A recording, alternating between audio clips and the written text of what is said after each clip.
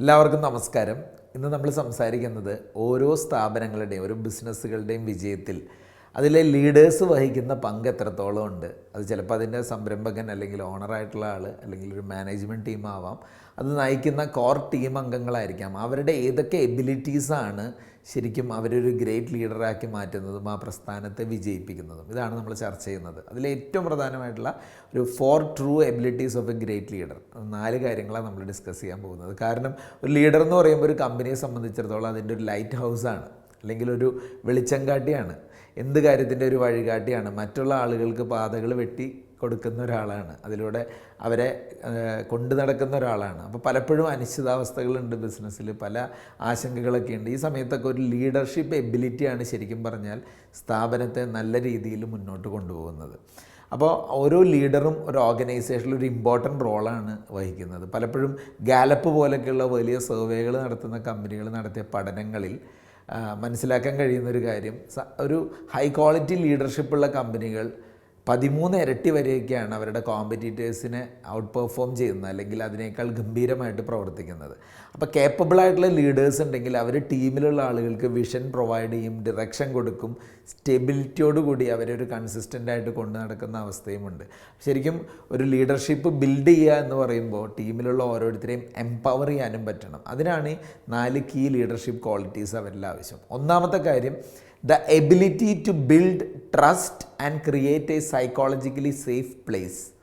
വളരെ ഇമ്പോർട്ടൻ്റ് ആയിട്ടുള്ള പോയിൻ്റാണ്. ഒരു ലീഡർക്കും വളരെ ക്രൂഷ്യലായിട്ടുള്ള കാര്യമാണ് നല്ല റിലേഷൻഷിപ്പ് ഓരോരുത്തരുമായിട്ട് ഉണ്ടാക്കണമെങ്കിൽ, അവരെ ഇൻഫ്ലുവൻസ് ചെയ്യാൻ പറ്റണമെങ്കിൽ അവരിൽ ആദ്യം വിശ്വാസം ഉണ്ടാക്കിയെടുക്കണം. എൻ്റെ മാനേജർ, എൻ്റെ മാനേജ്മെൻറ്റ് അവർ വിശ്വസിക്കാൻ പറ്റുന്ന ആളുകളാണ്, അവരെ ഡിപ്പെൻഡ് ചെയ്യാൻ പറ്റുന്നവരാണ് എന്ന് തോന്നുന്ന രീതിയിലേക്ക് നമ്മുടെ പ്രവർത്തനം കൊണ്ടുവരണം. അപ്പോൾ അതിനെന്ത് വേണം? വാക്ക് ദ ടോക്ക് എന്നൊക്കെ പറയുന്ന പോലെ പറയുന്ന കാര്യം നടപ്പിലാക്കാനും കൂടെ സാധിക്കണം. നമുക്ക് നടപ്പിലാക്കാൻ പറ്റുന്ന വാഗ്ദാനങ്ങളും കാര്യങ്ങളായിരിക്കും ടീമിന് കൊടുക്കേണ്ടത്. ആ കമ്മിറ്റ്മെൻറ്റുകൾ നിറവേറ്റി പോകണം. ഒരു ട്രസ്റ്റ്, വിശ്വാസം അവരിലുണ്ടാവണം. അങ്ങനെ വരുമ്പോഴാണ് നല്ല കൊളാബറേഷനും ടീം വർക്കൊക്കെ ഉണ്ടായി ഗ്രോത്തിലേക്കും, അതുപോലെ എന്ത് പ്രോബ്ലംസ് ഉണ്ടായാലും അതിൽ നിന്ന് റെസിലിയൻ്റായിട്ട് തിരിച്ചു വരാൻ പറ്റുന്ന കഴിവുള്ളവരൊക്കെ ആയി മാറുള്ളൂ. അപ്പോൾ എബിലിറ്റി ടു ബിൽഡ് ട്രസ്റ്റ്, അതുപോലെ തന്നെ അവർക്കിത് നല്ലൊരു വർക്ക് പ്ലേസാണ്, ഇവിടെ ജോലി ചെയ്ത് പോകാമെന്ന് ഫീൽ ഉണ്ടാക്കേണ്ടതും തന്നെയാണ് ഒന്നാമത്തെ എബിലിറ്റി. അത് ചെയ്യുന്നതിന് വേണ്ടി പ്രധാനമായും ഫോളോ ചെയ്യേണ്ട ഒരു 4 വേകൾ, 4 വഴികൾ പറയാം. 1, ലീഡ് ബൈ എക്സാമ്പിൾ, പറയുന്ന കാര്യം മാതൃകാപരമായി നിന്ന് നടപ്പിലാക്കുക. 2, എൻകറേജ് ഓപ്പൺ കമ്മ്യൂണിക്കേഷൻ, മറ്റുള്ളവർ സംസാരിക്കാനും കമ്മ്യൂണിക്കേറ്റ് ചെയ്യാനുമുള്ള അവസ്ഥകൾ കൂടുതൽ എൻകറേജ് ചെയ്യുക. കൊളാബറേഷനും ടീം വർക്കും മാക്സിമം ഫോസ്റ്റർ ചെയ്യുക. റെക്കഗ്നൈസ് ആൻഡ് അപ്രീഷിയേറ്റ് കോൺട്രിബ്യൂഷൻസ്, ഓരോ ടീം മെമ്പേഴ്സിൻ്റെയും നല്ല കോൺട്രിബ്യൂഷൻസ് റെക്കഗ്നൈസ് ചെയ്യുക, അപ്രീഷിയേറ്റ് ചെയ്യുക. രണ്ടാമത്തെ എബിലിറ്റിയാണ് ability to recognise and align meaning and purpose between people and organisation.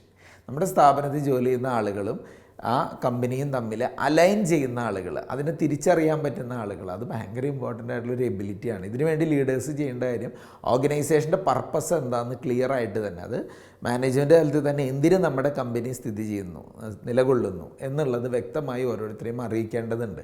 കമ്പനിയുടെ ഗ്രോത്തിനനുസരിച്ച് ടീമിന് കിട്ടാൻ പോകുന്ന ഗ്രോത്ത്, ഓരോ ഇൻഡിവിജ്വലിനും എന്ത് വാല്യൂ ആണ്, അവരുടെ ആഗ്രഹങ്ങൾക്ക് എന്ത് പ്രസക്തിയാണ് കമ്പനി കൊടുക്കുന്നത്, അവരുടെ പേഴ്സണൽ ഗോളും കമ്പനിയുടെ ഒബ്ജക്റ്റീവും തമ്മിൽ എങ്ങനെ കണക്ട് ചെയ്യപ്പെടുന്നു. ഓട്ടോണോമിയും എംപവർമെൻറ്റും ഇമ്പോർട്ടൻസ് കൊടുക്കുക, അത് ഫോസ്റ്റർ ചെയ്യുക. ഓട്ടോണോമി എന്ന് പറയുമ്പോൾ ആ ഒരു റോള് മാത്രമല്ല, അതിൻ്റെ അകത്ത് പവറുണ്ട് അവർക്ക്, ആ പവറുകൾ ഡെലിഗേറ്റ് ചെയ്ത് കിട്ടിയിട്ടുണ്ടെന്നുള്ള ഉറപ്പ് വരുത്തുക, അവരെ എംപവർ ചെയ്യുക. മൂന്നാമത്തെ ability to grow and develop people. അതായത് ഒരു ലീഡർക്ക് ഉണ്ടായിരിക്കേണ്ട ഏറ്റവും പ്രധാനപ്പെട്ട ക്വാളിറ്റികളിലൊന്നാണ് കൂടെയുള്ള ആളുകളെ ഡെവലപ്പ് ചെയ്യാനും അവരെ വളർത്താനുമുള്ള കഴിവ്. ഇതാണ് സ്ഥാപനത്തെ സ്കെയിലബിൾ ആക്കുന്നത്, സസ്റ്റൈനബിൾ ആക്കുന്നത്, ഗ്രോത്തിലേക്ക് എത്തിക്കുന്നത്. ഇതിനുവേണ്ടി ചെയ്യേണ്ട കാര്യം വ്യക്തമായ ഗോൾസും എക്സ്പെക്റ്റേഷൻസും സെറ്റ് ചെയ്യുക, കൺസ്ട്രക്റ്റീവായിട്ടുള്ള ഫീഡ്ബാക്കുകൾ കൊടുക്കുക, ഫീഡ്ബാക്ക് കൊടുക്കേണ്ട സമയത്ത് കൊടുക്കുക, സപ്പോർട്ട് കൊടുക്കുക. അതുപോലെ സെൽഫ് റിഫ്ലക്ഷൻ ടൈം, നമ്മളിപ്പോൾ എന്താണ് ചെയ്തുകൊണ്ടിരിക്കുന്നതെന്നൊക്കെ ഒന്ന് ചിന്തിക്കുക, ലേണിങ്ങിന് പ്രസക്തി കൊടുക്കുക.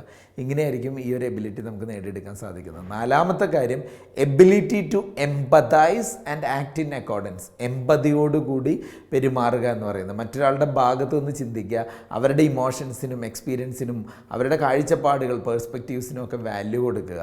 അപ്പോൾ ആക്റ്റീവ് ലിസണിങ് ആണ് ഏറ്റവും പ്രധാനമായിട്ട് വേണ്ടത്. 2, അവരോടൊരു കമ്പാഷൻ ഉണ്ടാവുക, അവരോടൊരു അനുകമ്പ ഉണ്ടാവുക, അവരുടെ കൺസേൺസും ബുദ്ധിമുട്ടുകളെയും ഒന്ന് കൺസിഡർ ചെയ്യുക, സപ്പോർട്ട് ഏത് സമയത്തും കൊടുക്കുക. ഈ കാര്യങ്ങളൊക്കെ ചെയ്താൽ ഇതൊരു ഹ്യൂമൻ ലീഡർഷിപ്പ് എബിലിറ്റീസാണ്. ഇത് ഏത് വ്യക്തിക്കും അവരുടെ ജോലിയിലും ബിസിനസ്സിലും എല്ലാം അപ്ലൈ ചെയ്യാൻ പറ്റുന്ന കാര്യങ്ങളാണ്. ഈ 4 എബിലിറ്റീസ് ബോധപൂർവം തന്നെ ഡെവലപ്പ് ചെയ്താൽ നിങ്ങൾക്കൊരു മികച്ച ടീമിനെ ഡെവലപ്പ് ചെയ്യാം. ആ ടീം വഴി ഓർഗനൈസേഷനെ വൻ സക്സസ്സിലേക്കും കൊണ്ടുപോകാൻ പറ്റും. Thank you.